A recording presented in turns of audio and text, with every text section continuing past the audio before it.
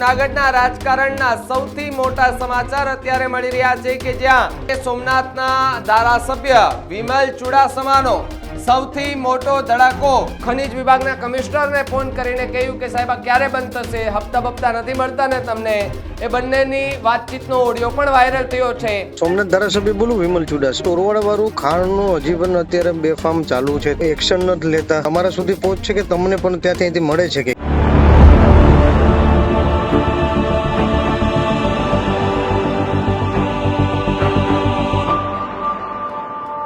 નમસ્કાર, આપ જોઈ રહ્યા છો ન્યૂઝરૂમ અને આપની સાથે હું છું ભાવિક. મહત્વના સમાચાર જૂનાગઢથી સામે આવી રહ્યા છે કે જ્યાં સોમનાથના ધારાસભ્ય વિમલ ચુડાસમાએ ખાણ ખનીજની જે ચોરી થઈ રહી છે તેને લઈને કમિશનરને ફોન કર્યો છે. જૂનાગઢના રાજકારણના સૌથી મોટા સમાચાર અત્યારે મળી રહ્યા છે કે જ્યાં જૂનાગઢના ચોરવાણમાં ખનીજ ચોરીને લઈ સૌથી મોટા સમાચાર મળી રહ્યા છે અને સોમનાથના ધારાસભ્ય વિમલ ચુડાસમાનો સૌથી મોટો ધડાકો કે જેમણે સીધી જ વાત એમણે કમિશનરને કરી છે. ખનીજ વિભાગના વિમલ ચુડાસમાએ ખનીજ વિભાગના કમિશનરને સીધો જ ફોન કરીને સવાલો કર્યા છે. ખનીજ કમિશનરને છટકબારી કહી હોવાનો ચુડાસમાએ દાવો કર્યો છે કે કમિશનર કોઈ જાતની વાત નથી કરવા તૈયાર. ચુડાસમાએ એવું પણ કહ્યું કે અનેક રજૂઆત તો પછી કાર્યવાહી ક્યારે કરવામાં આવશે એ પ્રકારની વાત પણ જોવા મળી રહી છે. ખનીજ વિભાગને પણ પહોંચે છે હપ્તા, આ પ્રકારની વાત વિમલ ચુડાસમા દ્વારા કરવામાં આવી છે. અનેક વખત આ મુદ્દે અમે બોલ્યા છે પણ કોઈ સાંભળવા વાળું નથી, એ પ્રકારની વાત વિમલ ચુડાસમા કે જે સોમનાથના ધારાસભ્ય છે તેના દ્વારા કરવામાં આવી છે. જૂનાગઢના રાજકારણમાં સૌથી મોટો ધડાકો થયો છે, ખળભળાટ મચી ગયો છે. ખનીજ વિભાગ એની ઉપર પણ સૌથી મોટો આરોપ નાખ્યો છે. કમિશનરને પણ એમણે ફોન કર્યો હતો અને એવું પણ પૂછ્યું હતું કે સાહેબ તમને તો હપ્તા નથી મળતા ને, અને હપ્તા મળતા હોય તો કહી દેજો, કારણ કે જો હપ્તા નથી મળતા તો કાર્યવાહી કેમ નથી થતી, એ પ્રકારની વાત વિમલ ચુડાસમા દ્વારા કરવામાં આવી છે. એમણે પત્ર પણ લખ્યો છે વિવિધ માંગણીઓ. આની પહેલા પણ રેતી ચોરી, ખનીજ ચોરીને લઈને અનેક વખત વિમલ ચુડાસમા છે તેમણે મીડિયા સામે પ્રતિક્રિયાઓ આપી છે, બાઇટો આપી છે, સાથે સાથે પત્રો પણ સરકારમાં લખ્યા છે, છતાં પણ કોઈ જાતની કાર્યવાહી ન થતા ફરી એકવાર વિમલ ચુડાસમા ચર્ચામાં આવ્યા છે અને કહેવામાં આવ્યું છે કે જૂનાગઢના માંગરોળમાં જે ખનીજ ચોરી થઈ રહી છે, સીધો જેમણે ખનીજ વિભાગના કમિશનરને ફોન કરીને કહ્યું કે સાહેબ ક્યારે બંધ થશે, હપ્તા બપ્તા નથી મળતા ને તમને. એ બંનેની વાતચીતનો ઓડિયો પણ વાયરલ થયો છે. ઓડિયો સાંભળો કે તેની અંદર વિમલ ચુડાસમાએ અને કમિશનરે બંને જોડે શું વાત થઈ. હેલો, યસ, ધવલ પટેલ બોલું છું. બોલું છું. અરે સોમનાથ ધારાસભ્ય બોલું વિમલ ચુડાસમા. હાજી બોલો. ઓલું ચોરવાડા વાળું ખાણનું હજી પણ અત્યારે બેફામ ચાલુ છે. પરમ દિવસે તમને ફોન કર્યો, એની પહેલા ખૂબ લેટર લખ્યા છે જી, તો કોઈ એક્શન નથી લેતા.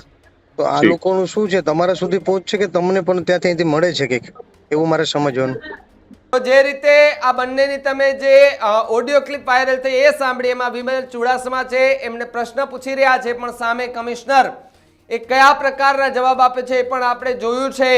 અને જે પ્રકારે વિમલ ચુડાસમા એવો પણ આરોપ લગાવ્યો છે કે ભાઈ આ હપ્તા બધા સુધી જાય છે, કરોડો રૂપિયા કે જે ભ્રષ્ટાચાર થાય છે એમાંથી પણ જતો હોય, ખનીજ વિભાગ હોય જે ગેરકાયદેસર ખનન કરતા હોય જમીનમાંથી તેમાંથી પણ ક્યાં સુધી હપ્તાઓ જાય છે તેની વાત વિમલ ચુડાસમાએ કરી છે. વિમલ ચુડાસમાએ શું પ્રતિક્રિયા આપી, આવો સાંભળીએ. મારું નામ વિમલ ચુડાસમા છે. નેવું સોમનાથના ધારાસભ્ય તરીકે સેવા આપું છું. ત્યારે સમગ્ર ગુજરાતમાં એમ મારું શહેર ચોરવાડ જે જૂનાગઢ જિલ્લામાં આવેલું છે, તાલુકો માળિયાહાટીના, આજે વરસાદની સિઝન હોય તો વરસાદની સિઝન પહેલાં ખેડૂત લોકો એક ટ્રેક્ટર માટી ભરીને પણ જતા હોય તો તાત્કાલિક પોતાની ખેતી કરવા માટે થઈને, તોય આજે ખનીજના અધિકારી દ્વારા તાત્કાલિક એને પકડવામાં આવે છે, દંડ દેવામાં આવે છે. આજે સમગ્ર ગુજરાતમાં ખેડૂતો પોતાની ખેતી માટે માટીનું એક ટ્રેક્ટર નથી લઈ જઈ શકતા, ત્યારે આજે ચોરવાડ શહેરમાં એ ધમધમતી ખાણ ચાલી રહી છે. એ મેં માર્ચ મહિનામાં આ રાજ્યના કમિશનર, ખનીજના કમિશનર ધવલ પટેલને એમને પત્ર લખેલો, વિધાનસભામાં પણ આ પ્રશ્નો ઉપાડેલો અને મુખ્યમંત્રીશ્રીને પણ પત્ર લખેલો. અવારનવાર માર્ચ મહિનાથી લઈને અત્યાર સુધી મેં અનેક પત્રો જે કમિશનરશ્રીને લખેલા અને કમિશનર ધવલ પટેલને જે ખનિજના કમિશનર છે ગુજરાત રાજ્યના, એને અવારનવાર ટેલિફોનિક પણ વાત કરેલી. કાલે મેં એમને ટેલિફોન કરેલો કે તમને આટલા સમયથી ટેલિફોન કરું છું, તમને પત્ર લખેલું છે, આજે જે બેલાની ખાણો છે એ ધમધમી રહી છે અને તમને દર વખતે ફોન કરું ત્યારે તમે એમ કહો છો કે હું જોઈ લઉં છું, પણ કઈ પ્રકારનું તમે જોવા માગો છો મને સમજાતું નથી. આજે 200 કરોડની ઉપરને ખનિજ ચોરી ચાલુ છે. એ ખાડાઓમાં આપવામાં આવે તો 200 કરોડની ઉપરનું ખનિજ ધન થઈ શકે છે. ત્યારે મેં કાલે એમને લખેલો કે અત્યાર સુધી તમે જોવ છો પણ તમે એકવારના કાર્યવાહી કરેલી નથી. તમારા ખનિજના અધિકારી આવે છે, આટો મારીને વહી જાય છે, તો તમે પણ ત્યારે તમારી ફ્લાઇંગ સ્કોડ છે એ ફ્લાઇંગ સ્કોડને પણ મોકલતા નથી. તો એનો મતલબ એ છે, મેં એવું કીધું કે મને લાગી રહ્યું છે કે હપ્તા તમારા સુધી પણ પહોંચી રહ્યા છે. એ વાત સાંભળતા એમને તાત્કાલિક મારો ફોન કાપી નાખેલો. પછી મેં એને વારંવાર ફોન કરેલા પણ એને ફોન એમને મારો ફોન ન ઉપાડેલો. અને આજે પણ મેં રાહ જોયેલી, હજી પણ મારા ચોરવાડ શહેરમાં જે બિનકાયદેસર જે ખનિજ માફિયાઓની ખાણ બેફામ ચાલી રહી છે. એનો મતલબ એ થયો કે ખનિજના કમિશનર ધવલ પટેલ સુધી પણ હપ્તા પહોંચી રહ્યા છે, એ પોતે પણ હપ્તા લઈ રહ્યા છે. હવે હું સરકારને લખવાનો છે, પત્ર લખવાનો છે, સરકારને પણ રજૂઆત કરવાનો છે કે આ ધવલ પટેલ છે એ હપ્તા લઈ રહ્યા છે, તો સરકાર શું એની ઉપર કાર્યવાહી કરે છે કે નહીં? અને જો સરકાર એની ઉપર કાર્યવાહી ન કરે આવા અધિકારીઓ ઉપર, તો એનો મતલબ કે આ હપ્તાઓ છે એ કમલમ સુધી પણ જઈ રહ્યા છે. અને કમલમ સુધી જઈ રહ્યા છે એના મતલબ અધિકારીથી લઈ અને કમલમ સુધી હપ્તા જઈ રહ્યા છે. ત્યારે જો એની ઉપર સરકાર દ્વારા ગુજરાત રાજ્યની સરકાર દ્વારા કાર્યવાહી કરવામાં આવે તો અમે સમજ્યું કે ધવલ પટેલ સુધી જ હપ્તા જઈ રહ્યા છે.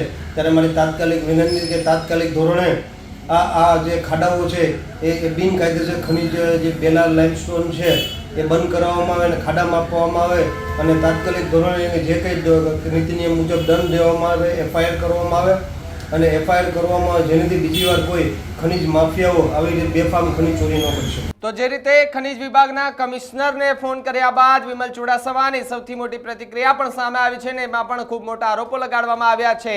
કહેવામાં આવ્યું છે કે ચોરવાડ સહિતના આસપાસના જે વિસ્તારોમાં આવી કામગીરીઓ થતી હોય છે ને તેને અટકાવવા માટે હવે પગલાં લેવા ખૂબ જરૂરી છે. કારણ કે દિવસે ને દિવસે આ લોકોનો ત્રાસ વધતો જતો હોવાની વાત વિમલ ચુડાસમાએ કરી છે. આની પહેલા પણ અનેક વખત સોમનાથના ધારાસભ્ય વિમલ ચુડાસમા કે જે આવી જ રીતે ખનિજ માફિયાઓ સામે બોલતા જોવા મળતા હોય છે, પરંતુ કાર્યવાહી થાય છે કે કેમ એ કોઈને ખબર નથી. પરંતુ આ કમિશનરને સીધો ફોન કર્યો છે.